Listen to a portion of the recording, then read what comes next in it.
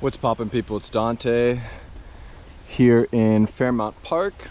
Time for a nice hobo hike. Yes, this is the vibe of the day. We gotta remove the shoes and explore. Just follow the clues. I'm wearing my sun hat today.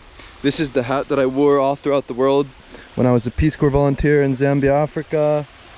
I needed this hat. Actually, more especially when I was in the desert of Jericho. This is where I learned to appreciate the sun hat and would wear this throughout my journey in Israel and Palestine. Check it out. We got a makeshift little bridge here because it looks like whatever that bridge was torn down or destroyed. And yeah, I got a book with me. Gonna head to the pavilion in the trees and go read.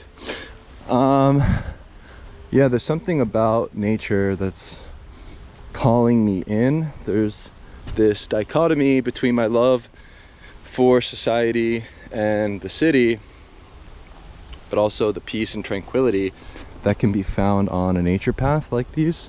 And the greatest thing about the city of Philadelphia is the fact that we have incredible green spaces. I actually think we have the most green spaces, or like the biggest park in any city, out of any city in the nation, apparently. Oh, this is to keep deer away, apparently. I learned reading that sign, which is cool. But yeah, there's something about you know, connecting with nature, aligning with nature, that I'm very passionate about. And I think one of the first things to consider from the ground up is the shoe. You know, where a shoe is like this condom, right, where you can't feel the sensations of the earth below you. And maybe over the years, as our shoes have gotten thicker and thicker, you know, I'm thinking of these new Hoka shoes, these new like trendy shoes. I see everyone wearing them, these Hoka shoes. They have the thickest sole I've ever seen in my life. I mean, to me, I believe wearing these shoes, they weaken you, right? They weaken your feet, they weaken your body. And maybe to remove the shoes and to go for a sort of a cruise in nature on these like uneven surfaces, whether there's stones, gravel, dirt, wood, you know, the grass, the leaves, you know, feeling these things and connecting with these things, I think actually will make you more formidable. I've acquired a staff. So yeah, this is the hobo hike. Yeah, I think when you become in tune with nature and you find yourself in this quiet space here out in the forest, on a trail, in a park, it allows you to tune out the noise of the external world, right? Where there's all this chatter in the streets, there's all this chaos, there's all these like, you know, cars honking, people yelling. I mean, it's exhilarating and I love chaos.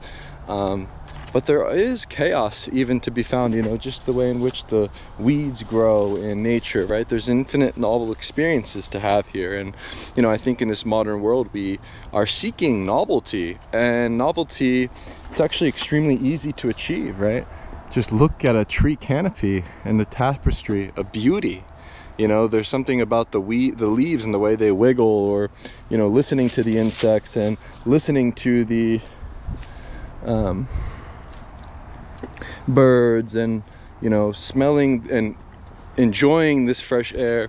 You know, there's something about novelty that can be found in nature, as opposed to a lot of these artificial sort of things that we do for fun or consume, like media, that ultimately, I believe, numb your senses, right?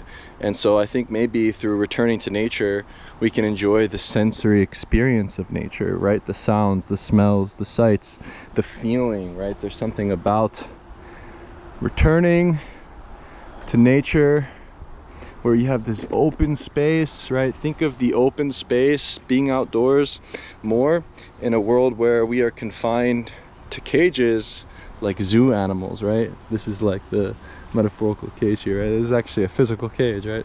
But if you think about like the way that we live our lives, mostly spent inside, you know, ultimately I believe that this is where souls go to die. However, when you're outside and you're moving your physical body, you exist outside the passage of time and you thrive, right? There's something about human thriving, vitality, the outdoors, and all these things align, right? You feel better when you're outside. Anytime that I'm inside, I mean, I feel like my body shuts down. You know, I feel like my battery is draining, right? Consider the body as the battery and the sun as the charger. Ultimately, the more time you're spending upright, standing under the sunlight, you know, the better you're gonna feel, the stronger you're gonna feel. But when I sit down and I'm inside, surrounded by air conditioners, I feel tired. I start to yawn. You know, these things and these places are artificial, are unnatural. And so maybe we should return to the natural world here in nature if we want to increase our vitality and our lust for life. And yeah, tune out the radio static and listen to the sounds and check out the sights of our natural world.